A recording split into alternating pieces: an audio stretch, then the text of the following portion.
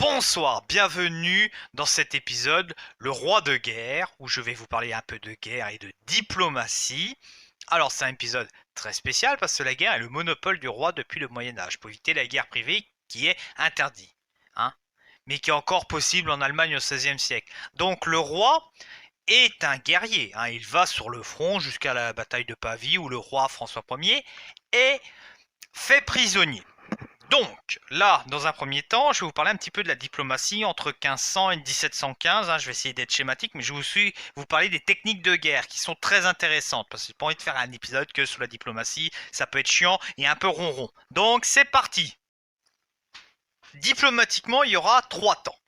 Un premier temps où les Habsbourg vont dominer de 1519 à 1635. C'est une dynastie régnante en Autriche et en Allemagne, dans le Saint-Empire germanique, et qui a le monopole pour devenir empereur. L'un des leurs, Charles Quint, par sa généalogie, il est empereur du Saint-Empire germanique, c'est-à-dire Allemagne, Autriche, République tchèque, Europe de l'Est, et roi d'Espagne, avec les colonies. Ce qui fait qu'il est extrêmement puissant, c'est l'un des souverains les plus puissants de toute l'histoire. Au milieu de ça, il y a la France. Certes, c'est un peu plus ramassé, un peu plus petit, mais plus facile à gérer parce que c'est que d'un seul morceau. Alors la politique de la France dans cette époque-là va être d'emmerder les Habsbourg. En soutenant les ennemis des Habsbourg, parce que les ennemis de mes ennemis deviennent mes amis, en bloquant la circulation entre l'Espagne et le Saint-Empire germanique, limite faire une petite croisade contre eux, y a aucun souci. Véritablement soutenir les pays qui sont opposés aux Habsbourg. Après les Habsbourg, c'est les Bourbons qui vont avoir une certaine hégémonie de 1648 à 1688. En effet, la France va arbitrer dans le Saint-Empire germanique et va devenir une des garantes de la paix de la guerre de 30 ans. La guerre de 30 ans, en gros, c'est une opposition entre des catholiques, des protestants qui se mettent sous la tronche. Et il y a un traité de paix. Et ce traité de paix, c'est pas très compliqué. Le traité de paix va dire, on reconnaît des villes libres, et puis la France est un arbitre de cela.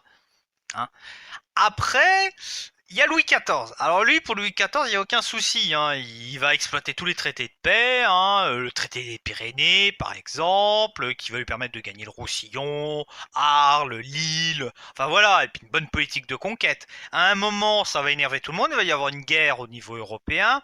Et Londres va jouer un grand rôle, parce qu'elle est pour l'équilibre des puissances.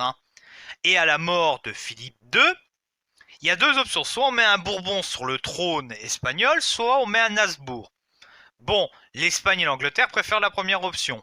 Donc, un Bourbon va prendre le pouvoir. Et la paix d'Utrecht va permettre un nouvel équilibre européen entre 1713 et 1714. Le roi d'Espagne est certes un Bourbon, mais il n'a aucun droit sous la couronne française, et puis il donne quelques terres au Saint-Empire germanique pour avoir une certaine paix. Mais je sais, mon petit coquin, que si tu as cliqué sur cette vidéo, c'est pour voir de la guerre, de la violence, du sang et des boyaux. Alors je vais te parler un petit peu de la révolution qu'a été l'artillerie. En effet, c'est vraiment l'époque où ça se développe et où ça se fiabilise.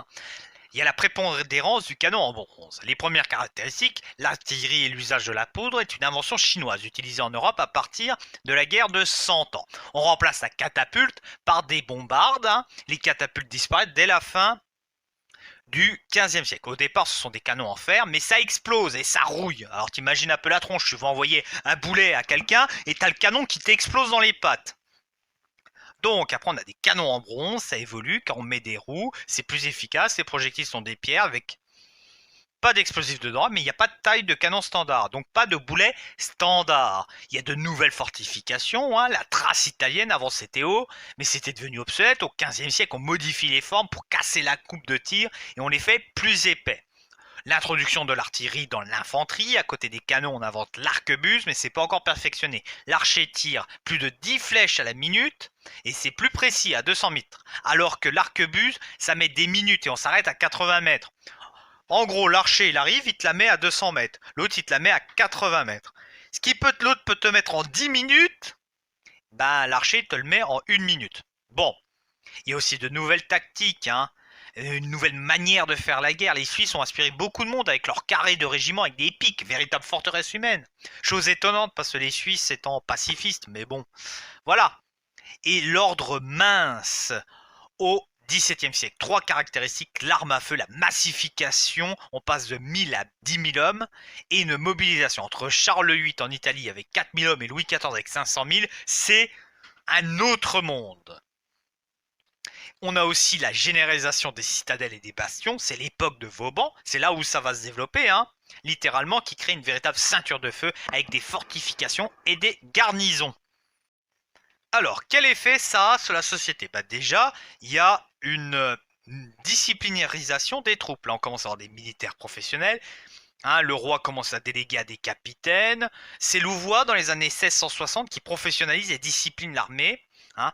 En 1675, il y a un tableau de service qui permet d'uniformiser les carrières, qui encadre et qui paye mieux, avec des uniformes et des rentes si la guerre les mutile. Il y a aussi l'hôpital des Invalides, et on enrôle les garçons célibataires pour 6 ans dans les campagnes. Comme ça évite les soucis. T'es célibataire, tu pars à la guerre. Le poids de la guerre sur la population civile, c'est un fléau pour les civils. Hein. C'est un ennemi par sa manière de se comporter. Le militaire est pas très apprécié parce qu'il doit être logé. Hein. Quand il arrive à la campagne, le rural doit le loger, hein, et le nourrir. Mais lui, il pille les gens. Donc voilà. Il y a aussi l'état fisco-militaire qui dit guerre, dit augmentation des impôts. Hein. On passe de 70 millions de livres à plus de 250 au moment de la guerre. L'armée est une institution impopulaire. Hein. Et il y a une brutalisation de la guerre. Hein. Au XVIIe siècle, les pertes militaires font 5 millions de morts en Europe. Hein. La guerre franco-espagnole, 400 000 morts. C'est beaucoup, quoi. C'est beaucoup plus que la guerre médiévale qui était l'affaire de petits nombres qui se mettaient sous la tronche dans un champ. Là, ça commence à partir sur des guerres qui vont devenir de plus en plus totales avec l'apogée, on va le connaître, hein, c'est la Première Guerre mondiale. Mais voilà, on a une massification et une professionnalisation de l'armée. En conclusion, la diplomatie européenne entre 1500 et 1715 est marquée avec les luttes entre la France et les Habsbourg, hein, une dynastie très puissante. La guerre se modifie drastiquement, plus de monde, plus d'armes à feu, donc plus de morts, plus de violence.